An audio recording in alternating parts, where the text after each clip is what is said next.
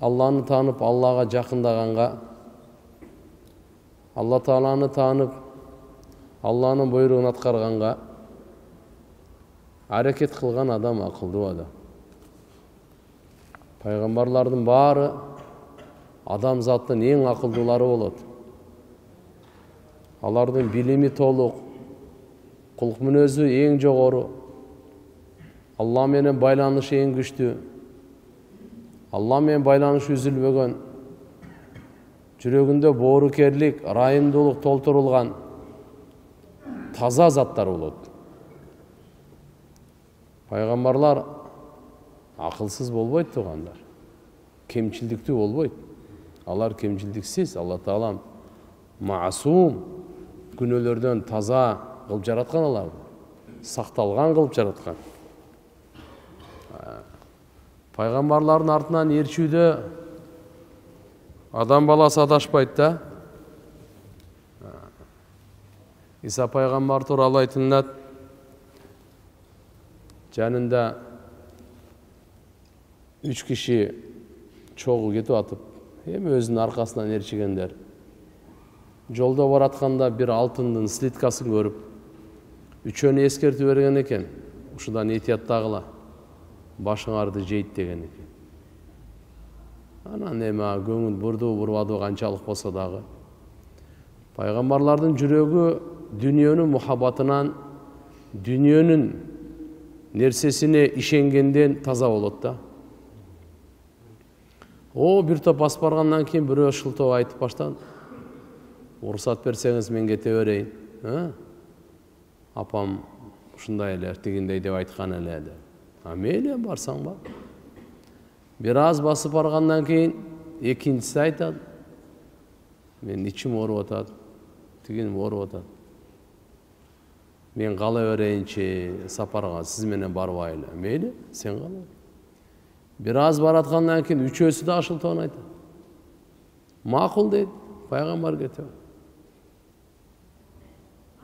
Күч убакыт өтпөй эле үчөө тең баягы алтын слитканын тегерегинде топтолуп калат. Ар шылтоо айткандарчы. Жүрөгүндө дүйнөгө мухаббат бар да. Алтындан болот деген ишеним бар. Алтындан иззат, авир, авторитет, алтын менен иш бүтөт, алтын менен оңолот деген. Үчөө тең топтолуп калат. Эмне кылайлы? Үчкө бөлөйлү? Мейли. Биринчи курсак тойгозуп алып анан бөлбөйлүбү? Мен кандай кылайлы анда?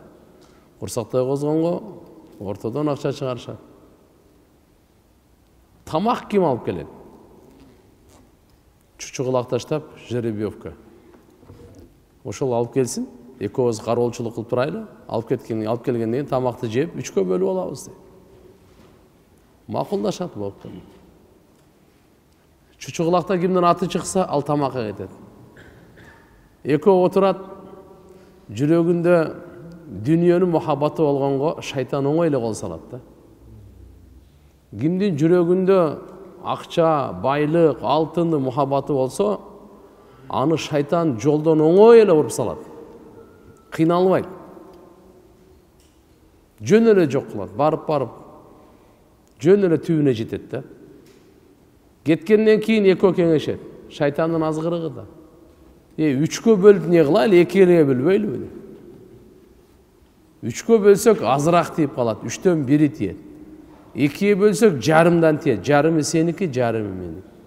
Өтө жакшы болот дейт. Көбүрөөк тиет да. Не кылабыз тигини? Тигини өлтүрөбүз да, башка жолдо. Болду деп экөө сүйлөшөт. Келиштик, болду. Келгенден кийин аны өлтүрүп, анан кийин тиги кеткен барып, анын жүрөгүндө дагы ошо алтынга ишеним, алтындын мухаббаты, алтындын кулу да алчы. Ошон үчүн алтын деп пайгамбарды таштады да артына.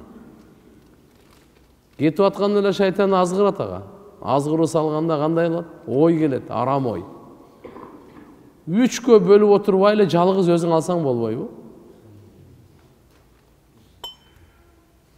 Жалгыз өзүң эле алып коям, эмне аласың? Үчкө бөлүп, 3/1 саңа тий. Кандай кылам аны? Тамакка уу салсаң экөө өлөт, өзүң алып кетесиң да.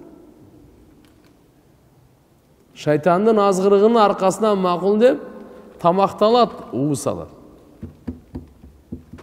Алып келет, алып келгенде тиги баягындай макулдашкандай буну биринчи өлтүрөт.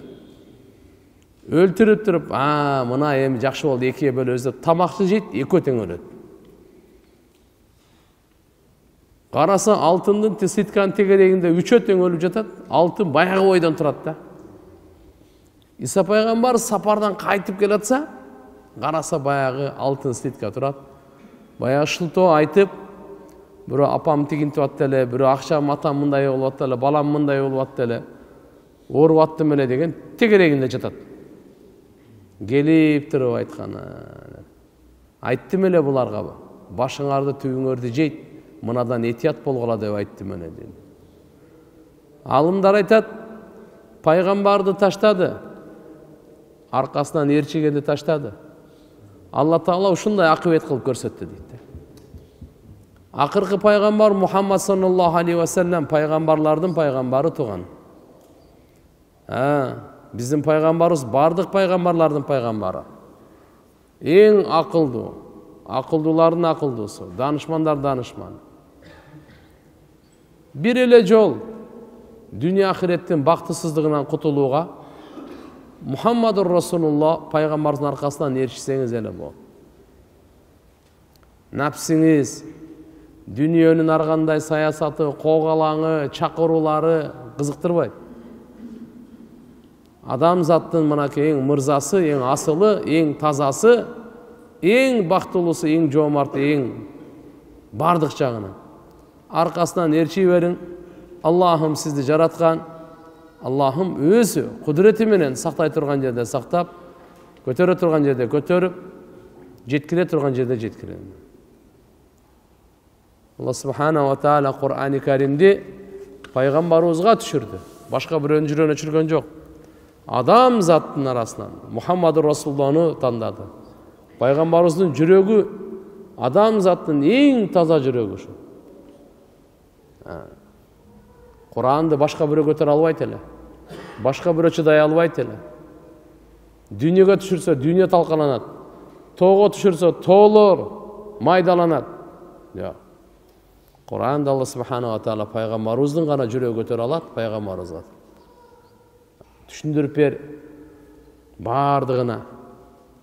Бүгүн биз Алланын алдында эсеп бербей тургандай жашап атабыз. Алланын алдына кайтып барбай тургандай жашап атабыз. Бул өтө чоң жаңылыш, чоң адашуу. Туугандар, Алланын алдына кайтып барабыз, эсеп китеп беребиз. Ушул сезим менен жашайлы. Ушул сезим менен мамиле кылайлы. Түнүбүз дагы, күнүбүз дагы ушул пикир менен, ушу менен өтсүн. Жараткан Алла ааламдын кожоюну сизди бизди карап турат, көрүп турат, билип турат, байкап турат, кабардар, көзөмөлдөп турат. Алла Таалага мээриминен пайдаланайлы, ырайымынан пайдаланайлы, Алла берген дининен пайдаланайлы, жиберген пайгамбарынан пайдаланайлы, түшүргөн китебинен пайдаланайлы. Алла жаман болсун деген эмес. Инсанды Алла Таала бейиш үчүн жараткан. Бактылуулук үчүн жараткан. Бирок укуктан чыкпасын деп чек койгон. Ар бир нерсе өзүнүн чегинде болсо жакшы да. Чегинен өткөндө эле зыян берет. Адал тамакты эле чегинен өтүп жей берсең зыян берет да. Уйкусаң адал, уктасаң адал. Бирок уктай эле берсең зыян берет, таксыр, бул зыян берет. Гүлүп жүрүш керек, маша маанайды ачып, бирок күлө эле берсең чектен, бул зыян, таксыр, зыян. Ар бир нерсенин чегинен өтсөң, зыяны бар. Ыйлаганда пайда. Бирок чегинен өтүп эле ыйлап кайгыра берсең, абалды уже зыянга кетет. Кур'ани Карим бизге ошо чектерди үйрөтүү, көрсөтүү үчүн Алла Тааланын пайгамбарыбызга түшүргөн. Татыктуу жашайлы. Бири-бирибизге жакшы ойдо, жакшы каалоодо, пайда жеткирүүдө, кайгысын бөлүшүүдө, кокс ылдыйөөдө болуп калса, мына ушундай жашоону үйрөткөн үчүн Кур'ан түшкөн. Кур'ан түшкөн. таза жашоону бериш үчүн. Хаятын тоййиба деп коет, таза жашоо. Акылдары таза, көз караштары таза, ойлору таза, Аллаху акбар, каалоолору таза, амалдары таза. Бири-бирине болгон мамилелери таза. Ман амила салихан мин закарин ау унса ва хуа муъминун фаланухияннаху хаятан тоййиба. Эркек болсун, аял болсун айырмасы жок. Жакшы амал кылсын. Жакшы амал Аллахтын өкүмдөрү, пайгамбардын сүннөтүндө аткарсын. Соодасындагы, үйлөнгөнүндагы, кайгысында, басканында, турганында, курсанчылыгында, тоюндагы, жегенинде, ичкенин, тапканын, сарптаганын, түндөсү, күндүзү, сапарда, үйдө, мечитте, көчөдө, кандайда болбосун. Аллахтын өкүмү, пайгамбардын сүннөтүндө. Иман менен болсун. Аллах вада берип атат. Биз ошондойлорго сөзсүз эң таза, пакиза жашоо беребиз дейт. İşenimleri taza, mamileleri taza, aң сезимleri taza. Allahu akbar. Жегени таза, кийингени таза, ою таза, каалоолору таза, каалоолору, күмөндөрү таза. Болбосо арам менен аралашып жашоо бүтөт, ошо ойдон урган бойдон кетет ахиретке. Башка эчтеке жок. Кур'ан-ы Каримдин жолдомосу туган. Алла бизден сизден көп нерсени талап кылган жок. Рызкыны мен берем дейт. Көп кайгыры бербе рызкы боюнча. Каяктан жейин, бала чакам каяктан жейт. Алла айтат, силерге да, балдарыңа да рызкыны биз беребиз дейт. Ушун эмнеден багам деп коркуп, балдарыңарды өлтүрбөгүлө дейт. Кантип багам деп. Эч кыжалат болбо. Сени да биз багабыз, бала чакаң да сени багат. Үйлөнгөндөргө Алла Тааланын тарабынан пайгамбар саллаллаху алейхи вассалам канча эскертмелер. Тазалыкты ниет кылып үйлөнгөн болсо болду, Алла мен бай кылам буларды дейт. Жүрөктөрүнө токчулук берет. Алымдар айтат, үйлөнгөндө сен коркпа кантип багам деп. Алла Таала ошол кызды үйүнөн ырыскы берип атабы? Сен үйүңө келип, ошо ырыскын эле кайра берет Алла Таала. Буга кыжалат болбо дейт. Болсо сен эки нерсени даярда, иманды даярда, таквалыкты даярда. Иманды бекем кыл, таквалыкты толукта. Иманды толукта, таквалыкты машалла жайына келтир. Калганы бизге таштады. Ишиңи, көңүлүңү бардыгына чабыз биз. Бардыгына, дүйнөңдү дагы, ахиретиңди дагы биз оңдойбуз. Жараткан Аллахтын колунда. Бизден көп нерсе талап кылган жок Алла Таала. Алла менен байланышайлы, Алланы эстеп жүрөйлү, Алланы зикир кылып, Алладан жардам сурап, Алладан кечирим сурап. Өткөнкү сабакта аягында айткан элек, пайгамбарыбызды жакшы көрүү, үй бүлөсүн жакшы көрүү, сахабаларды жакшы көрүү имандан. Пайгамбар саллаллаху алейхи вассалам хутбасында айткан, ким мени жакшы көрсө, мени жакшы көргөн себебимден сахабалар жакшы көргөн. Ким сахабалар жакшы көрсө, ал менин себебимден жакшы көрүп атат. Себеп сахабалар баары мени жакшы көрөт, ошон үчүн сахабалар жакшы көрүп атат. Же мен сахабаларды жакшы көрөм, ошон үчүн сахабалар жакшы көрөт. Ман ахаббахум фа би хубби ахаббахум. Ким сахабаларды жакшы көрсө, Абу Бакр, Умар, Усман, Али радиаллаху анхум, бардык сахабаларды. Алла разы болсун. Ким аларды жакшы көрсө, пайгамбарыбыз айтат, алар сахабалар мени жакшы көргөн себебимден жакшы көрүп атат, же мен сахабаларды жакшы көргөн себебимден жакшы көрүп атат. Ким аларды жек көрсө, ман абгадахум фа би бугди абгадахум. Анда мени жек көргөн себебинен сахабалар жек көрөт. Охо. Мунафык адам гана сахабаларды жек көрөт. Пайгамбарыбыздын тарбия кылган, пайгамбар саллаллаху алейхи вассаламдын колунан чоңойгон, өскөн, гамын алган, пикирин алган, динди жардам берип, ааламга таркаткан, динге жардам берип. Ошон үчүн пайгамбарыбыз айтат, иттакуллаха фихим. Сахабалар тууралуу силер Алладан корккула, тилиңерди узартпагыла, этияттагыла. Вала талмизухум бису. Аларды жаман сөз менен айыптабагыла силер. Жакшы сөз менен эстегиле.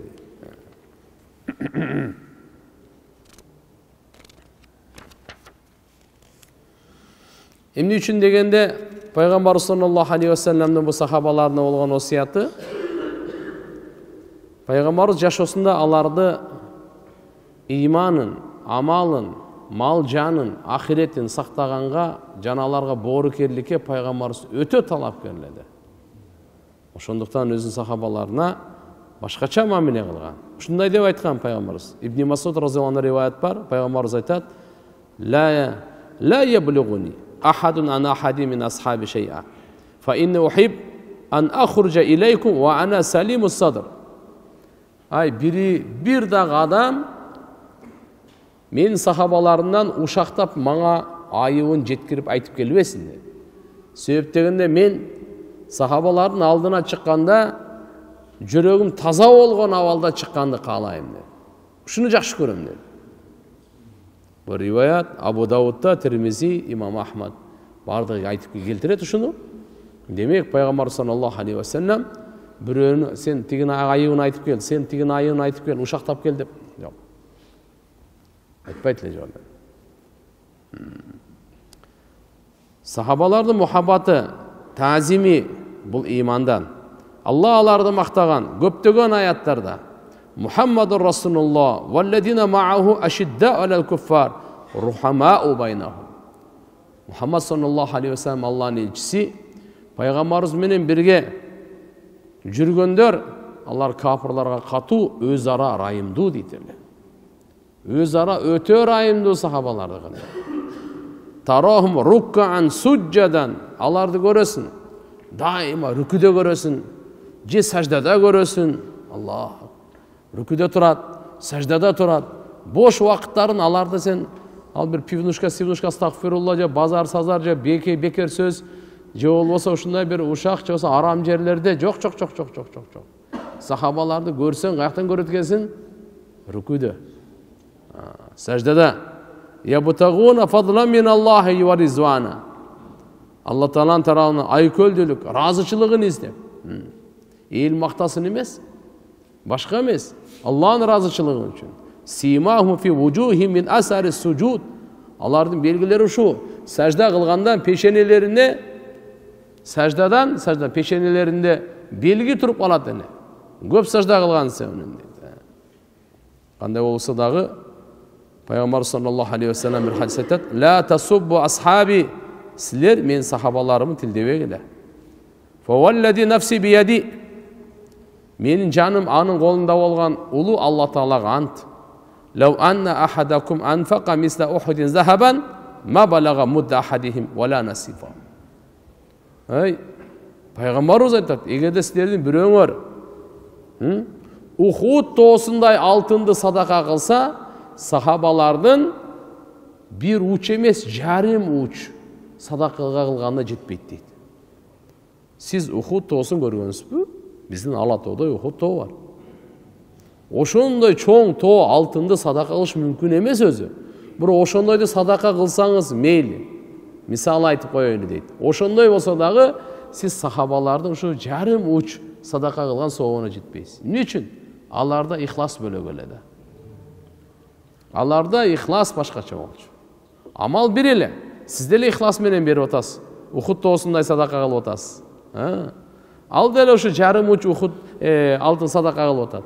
Сиз деле Алла үчүн, алар деле Алла үчүн. Бирок алардын ихласы, алардын Алла менен болгон байланышы жер менен асмандай эле. Таптакыр бөлөк. Кыскасы Алла субханаху ва таала Кур'анда аятында балиллаху ямунну алейкум ан хадакум лил иман ин кунтум садиқин. Пайгамбарыбыз айтты го буда. Силер ислам кабыл алдык деп мага бир милдет кылбагыла. Алла субханаху ва таала милдет кылса болот мына. Силерге иман берди, хидаят берди иман жолуна түшкөнгө. Эгерде чынчыл болсоңор деп. Демек Алла Тааланын иман берүүсү бенделерине болгон Алланын эң улуу жакшылыгы ушул. Улуу ролосу, улуу берген белеги ушул. Кайсы бендеге Алла субханаху ва таала өзүн таанытып, жалгыздыгын берип, иман берген болсо. Бейиштиктер да бейишке киргенде эң биринчи Алла менен учурашып, Аллага мактоо айтып, иман бергениңе шүгүр дейт да биринчи. жашоо бергениңе, көз бергениңе, кулак бергениңе, мээ бергениңе, денсаулык бергениңе, аял бала чака, ата эне бергениңе дебейт. Иман бергениңе шу. Иман бергениңе шу. Бейиштирген. Куранда Аллах субханаху ва тааля айтат: "Ва назана ма фи судурихим мин гил". Biz алардын көкүрөктөрүнөн гил алып салабыз дейт. Гил деген не десе, кек сактоо, жек көрүү, жаман ойлордун бардыгын жүрөктөрүнөн алып салабыз. Бейиште кек сактоо, текебер, жаман ой, арам ой деген болбойт. Бул жактан тазалап анан киргизет. Ва назана ма фи судурихим мин гил. Алла Таала айтат: biz алардын көкүрөктөрүнөн алып салабыз, жүрөктөрүнөн тазалап салабыз. Гил. Мына бүгүнкү болгон ааламдагы болуп аткан душмандык, ааламда болгон көрө албастык, ааламдагы ушу кек сактоо, ичи тарлык, булардын бардыгы ушундай гил деп коет мына. Хекит, жамандык каалоо, арам ой, кара ниеттик, ушулардын баарын Алла Таала алып салабыз дейт. Бейишке киргизет. Тажри мин тахтихимул анхар. Алар бейишке киргенде ушундай бактардын түбүнө дарыялар агып турат. Ва қалу, булар не дейт экен ошо бейиштиктер? Алхамдулиллахиллади хадана ли хада. Бардык мактоо Аллага болсун. Мына ушу иманга бизге жолдомо бергенине, хидаят бергенине, ушу жолго салганына, ва ма кунна линахтадия. Биз өзү туура жолго түшүчү эмес элек. Лаула ан хаданаллах. Алла эгер бизге хидаят бербегенде, Алла эгер бизге хидаят бербегенде, жүрөгүбүзгө иман салбаганда, акыйкатты угузбаганда, акыйкатты жүрөккө салбаганда, биз туура жолду табуучулардан эмес элек өзүчү. Биз ага ылайыктуу эмес элек. Ошон үчүн айтат туугандар, шүгүр кылайлы иман бергенде. Аш-шүкүр. Алхамдулилlah ала ниъматил иман. Шүгүр кылайлы. Иман неъматына шүгүр кылайлы. Алла субханаху ва тааля иншалла иман неъматына шүгүр эле кыла берсек, тартып албайт иншалла. Себеп ла ин шакартум ла азиданнакум, көбөйтүп берүүсү мүмкүн, тартып албайт. Адам шүгүр кылганда неъматка, Алла аны көбөйтүп берет. Шүгүрсүз адам эч качан ийгиликке жетпейт. Шүгүрсүздүк бул шайтандын кол салуусунун натыйжасы. Азына шүгүр кылбаганчы, көбүнө шүгүр кылбайт эч качан. Кыла албайт көбүнө. Азыркы азына шүгүр кылбаган, дагы көп болсо экен көбүнө азына шүгүр кыла албаган, көбүнө шүгүр кылбайт эч качан. Адам затка рахмат айта албаган, Аллага рахмат айта албайт. Маллам яшкурин нас лам яшкурилла. Ким адамга шүгүр кыла албаган, рахмат айта албаган, Аллага рахмат айта албайт. Бир сизге адам курсаңызды тойгозуп, ишиңизди бүтүрүп, сизге жакшылык кылып, кажетиңизди бүтүрүп, кандай болбосун учурунда жардам колун сунган эле, сиз ошого рахмат айта албасаңыз, Аллага рахмат айта албайсыз. Мынаке, эң биринчи шүгүрчү ушунчаны айтат. Я Алла, иман бергениңе шүгүр дейт. Лакад жаат русулу раббина бил хак. Чындыгында биздин Робубуздун элчилери акыйкатты алып келишти. Ва нуду антилкумул джаннату уристумуха бима кунтум та'малун. Аларга жар салынат. Нида кылынат. Не деп? Мына бейиш силерге мурас катары калтырылды. Силерге мурас катары берилди. Бима кунтум та'малун. Жакшы амал кылып келдиңер да. Чын сүйлөп келдиңер, адал жеп келдиңер, кулагыңарды күнөөдөн сактадыңар, жүрөгүңөрдү таза кармап келдиңер, колуңарды, путуңарды, алкымыңарды, уяттуу жерлериңерден, арамдан сактап келдиңер. Мына бүгүн силерге түбөлүктүү мураска бейиш берилди.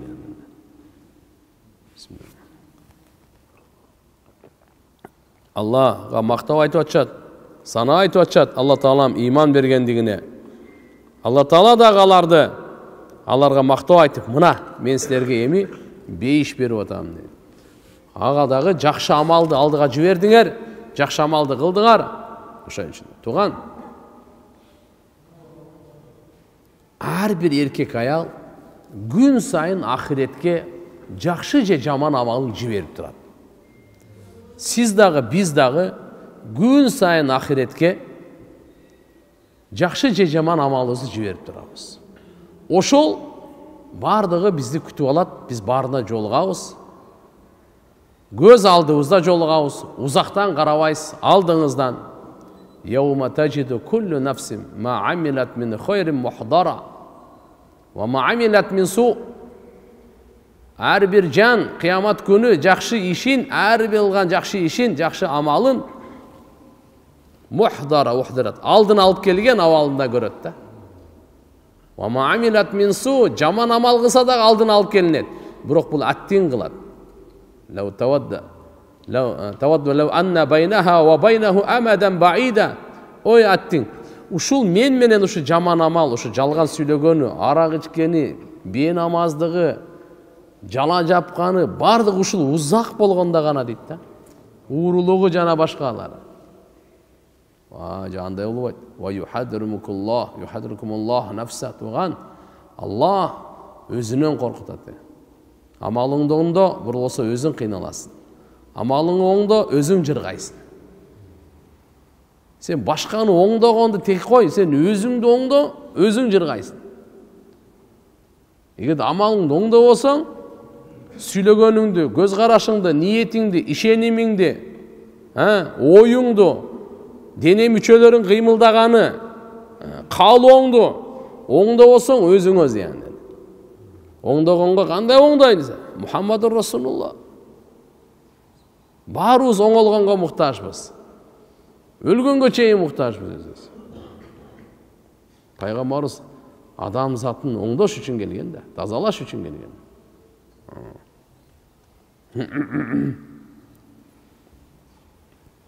Алла субханаху ва таала жакшы иш кылуучулардын жакшылыгын эч качан текке кетирбейт. La yudu ajral muhsinin. Allah Taala жакшылардын ажырын текке кетирбейт эч качан. Жана алардыкын жада калса, Алланын дини үчүн, акыйкат үчүн чарчаганыңыз, кыйналганыңыз, кайгырганыңыз, булар да текке кетпейт. Бирөө да текке кетпейт. Шариятта аткарып аткан милдеттериңиз бирөө текке кетпейт. Kur'an-ı Kerim'de فَنِعْمَ أَجْرُ الْعَامِلِينَ Жақшы амал кылуучулардын акысы берилген кандай гана мыкты дейт. Алла Таалам кандай бир белектерди тартылап берет. Инна хада кана лакум жазаа ва кана сa'юкум машкура. Бул туган билип коюңуз. Алар үчүн ушундай сыйлык жана алардын мээнети кадырланган. Мечитке келгениңиз кадырланган, намаз окуганыңыз кадырланган. Ороза тутканыңыз, садака бергениңиз, дуа кылганыңыз, зикир кылганыңыз, күнөөдөн сактанганыңыз, өзүңүздү алып качканыңыз бардыгы кадырланган, бааланган, сакталган, Алланын алдында кадыры бар. Жараткан Алланын алдында ошого ар бир амалыңызга атайы сооптор дайындалган, белектер дайындалган, сыйлыктар дайындалган. Жөнөкөй эмес. Ар бир даратыңыз, ар бир зикириңиз, ар бир шүгүрүңүз. Так что жүрөктү кенен кылып, көңүлдү ачып, альхамдулилля жакшылыкты таркатыш керек. Жамандык менен күрөшүш керек. Салихин, муслихин, оңолуучулар, оңдоочулар. Бул үммөт өзү да оңоло турган, башкаларды да оңдогонго аракет кыла тургандар.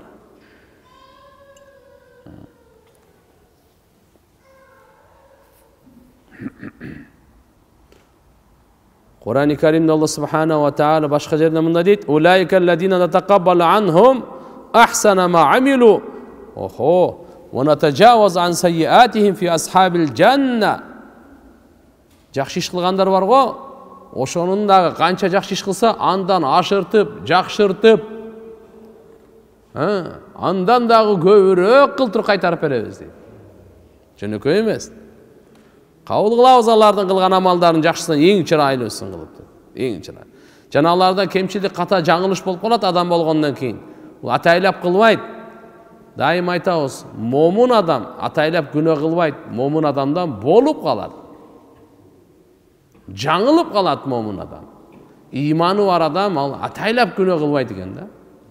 Атайлап кылат деген өзү имандын адебине каршы экен да. Ошон үчүн имандуу адам алхамдулилля жакшы амалдарды кылат. Эгерде болуп калса күнөө, аны таң атканга чейин эмес, уктаганга чейин жумайынча уктабайт ал. Алладан кечирим сурап, жугуп анан жатат. Себеп таң аткан күн жумуп, көз жумгандан кийин Кудай билет ал. Көзүн ачканда бул дүйнөдө же тияктабы. Канча деген адамдар бар, көз жумат, ачса бул дүйнөдө эмес. Канча деген адам. وعدن عليه حقا في التوراة والإنجيل والقرآن ومن أوفى بعهده من الله. Бул Куранда эмес, Куранда мурдагы түшкөн китептерде, Тауратта, Инжилде, Курандын өзүндө бул убада. Алла Тааладан дагы убаданы толук аткаруучу барбы өзү? Жок. Алла инналла ла юхлифул миат. Алла убадасына эч качан каршы чыкпайт туган. Ва ман астaqu миналлахи қила. Ваадаллахул муъминин вал муъминат. Иманы бар эркек аялдарга Алла уада бергени. Не деп уада берген? Жаннатин тажри мин тахтихал анхар. Ушундай бейиштин бактарын түбүнөн дарыялар агып турган, халидина фиха, түбөлүктө анда калышат. Ва масакина тайyiba. Ана кансарайларды, турак жайларды көрө бер кандай ушулар. Dünyada da masakine tayyib Allah subhanahu wa ta'ala. Fi cennati adın. Adın beyişinde Allah subhanahu. Ve ridvani minallahi akbar. Allah'ın razıçılığı barınan ulu, jogoru, çoğun. Dalik huvel fawzul azim. Buna uşul ulu baktoluluk tuğanda. Allah'ın razıçılığı var. Beyişke girgende beyişti nimetlerin, beyiştiklerge bergenden keyin Allah'a aytat Allah Taala. Kanday oldu bu yağı? Allah, maşallah, şunu verdin, şunu verdin. Bundan dağı çoğurak nimet vereyim mi? Kaysı nimet? Allah Taala aytat, mınaki, men sizlerden razımın, hiç kaçan razı olmayayım deytene. Bunu uqqanda murunku algan nimetlerini unutup kalışat da. Allah'ın onu deyip, Allah Taala'nın barımızga nasip kılsın tuğanda. Şonun için dünyada 60 yıl, 70 yıl, 80, 90, 100 kança yıl yaşasan yaşa. Sen erте ölüp kal dep echkim aytып aткан жери жок. Диндин чакырыгы, диндин ишеними. Бирок дүнүйөгө алданып калба. Дүнүйөнүн азгырыгына алданып, ушул жакта эле калат окшоймун деп, тияка даярданбай барып калба дегенде чакырык. Алланын нематын туура пайдаланайын. Бардыгына. Улайка хумур рашидун. Fadlan min Allah ve ni'ma. Ушул адамдар туура жол тапкандар. Бул Алланын тарабынан айкөлдүүлүк. Немат бул. Валлаху алимун хаким. Билүүчү данышман Алла Таала. Куранда Алла Таала айтат: "Ва нистагфиру раббакум сумма тубу илейх. Yumatti'ukum mata'an hasana ila ajalin musamma ve yu'ti kulla zi fadlin fadlah ve in tawallaw fa inni akhafu alaykum azaba yawmin kabir." Qarаңчы, Kur'an Allah Taala ne deydi? Allah Taala'dan geçirim suragıla, jaratkanыңа, jaratуучуңардан geçirim suragıla. Meni sizdi, denebizdi dagı, ruhubuzdu dagı Allah jaratkan. Deneni dagı, bardıq müçölörü. Allah jaratkan. Ruh, anı da Allah jaratkan. Denebizge ruh saluçu da Allah, deneden ruhtu çıgaruçu da Allah. Жүрөккө иман салуучу да, алып коюучу да Allah. Ошол Робуңардан кечирим сурагыла деп атам. Силерге көз берген, бардык мүчөлөрдү берген. Жараткан Алла Тааладан кечирим сурап койгула. Жана ага тооба кылгыла, ага кайткыла. Арам нерсени таштап, ага кайткыла. Так, не болот экен? Алла Таала силерге чырайлуу жашоо берет. Берекелүү, пайдалуу. Ila ajalin musamma, kança taqdırga жазган болсо өмүрүңөрдү ошого чейин. Жыргал да? Alhamdulillah, Allah Taala'm жакшы жашоо берет силерге. Жакшы пайдаланасыңар. Wa yuti kulla zi fadlin fadla. Allah subhanahu wa taala айкөл иесіне Allah taala ақысын береді. Ақыл иесіне ақысын береді Allah. Егер де сіздер жүз үйре тұрған болсаңдар, кешірім сұрағандан, тоба қылғандан, анда біліп қойғыла дейді. Ой, ұлы күндің азабынан сіздерге қорқамын дейді. Қандай азап чоң келеді деген. Кейінгі аят. Allah taala айтады: "Инналлаха я'ламу гайба самавати вал ард, валлаху басирун бима та'малун." Хужурат сүресінің ақырғы аяты. Құда қаласа біраз айтып береміз. Кейінкіде иншалла ошентип Хужурат сүресінде бітіреміз. Шек күмәнсіз Алла Таала асмандардың жана жерден гайыбын билет. Жана Алла Таала эмне амал кылып жатканыңарды көрүп турат. Көрүүчү зат. Билип коюңуз. Адамдын билгенине караганда билбегени көбүрөөк да. Любой адам. Билгенине караганда билбегени көбүрөөк. Сиз канча нерсе билесиз? Мейли академик, Нобель алып чакырып келиңиз. Анын билбегени көп да. Канча көп билет? 80 жыл билим алсын, билбегени дагы эле көп да. Муну айтып коет, мажхулат аксар ва аглаб минал маалумат деп коет. Билгениңе караганда сен билбегениң мажхул нерселер ал көп бар. Гайыпты билүүчү Алла гана. Пайгамбарларга гайыптын кабарларын берген Алла. Канча берсе ошончо билет. Андан ашыкча эмес. Гайыптын илими Алла өзүнүкү. Пайгамбарларга берген, ал берилген.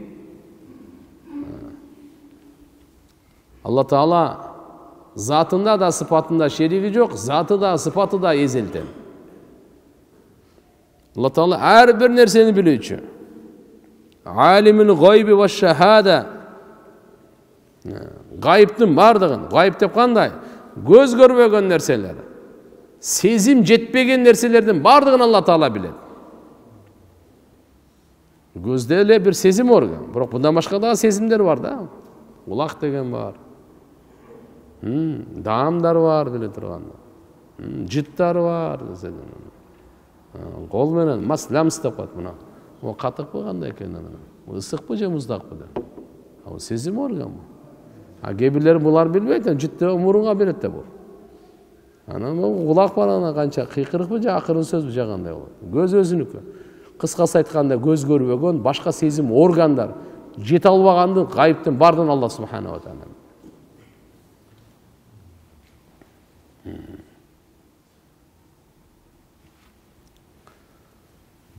La ilahe illallah. Allah Taala'm demek Vallahu basirun bima ta'malun dep özü davat berip atat. Эмне гана амал кылбагыла Алла Таала көрүп турат. Периштелердин мырзасы Жабраил алейхиссалам. Адам заттын мырзасы Мухаммад алейхиссалам. Жабраил периште пайгамбарыбызга келди.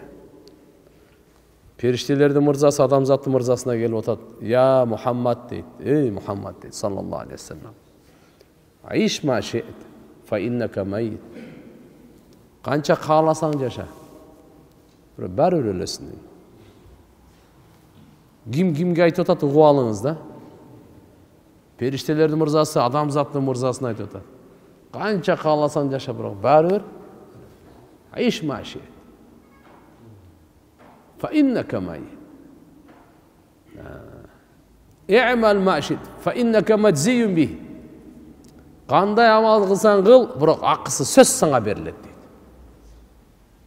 Кандай амал кылсаң кыл, жакшы жаман кыласың, эмнени кылсаң кыл, бирок ошонун акысын жаратуучу сөз сага берет. Мага дагы, сизге дагы, ар бирибизге ошондой. Инсан жердин үстүндө кыбыр эткен инсандын баарына ушул. Канча кааласаң жаша, өлөсүң. Кандай амал кылсаң кыла бер сага, бирок сөзсүн акысын аласың же жазасын аласың. Ва ахбиб ман ши'т фа иннака муфариқу. Кимди жакшы көрсөң көр, ошо менен ажырашасың. Атаңды жакшы көрөсүңбү? Апаңды жакшы көрөсүңбү? Аялыңды жакшы көрөсүңбү? Күйөөңдү жакшы көрөсүңбү? балаңыбы, кызыңыбы, небереңиби, кимди гана жакшы көрөт? Буну кимге айтып атат? Мухаммаду Расулуллах. Ва алам, жакшы билип кой деп. Анна шарафал муъмин қиямуху фил-лейл. Момундун шарапаты түндө туруп ибадат кылууда. Ва изза, момундун иззаты кандай? Авторитети кандай? Иззаты кандай? Аброю кандай? Истигнауху анин-нас, адамдардан бекажет болууда. Адамдардан көз карандысыз, адамдардын байлыгына көз салбаганда, адамдарда канча байлык, бийлик, ошого шилекейин куюлтпай, ошого жалдырабай, анын алдында бир кул болуп чөгөлөбөй, истигнауху анин-нас. Аллага муктаж, адамдарга муктаж эмес. Бекажет. Пайгамбар саллаллаху алейхи ва саллям улуу хадис айтып кетти. Ошон үчүн иншалла бул жерден азыркы нерселердин баарын билип алайлы. Жөнөкөй нерсе айтылган жок.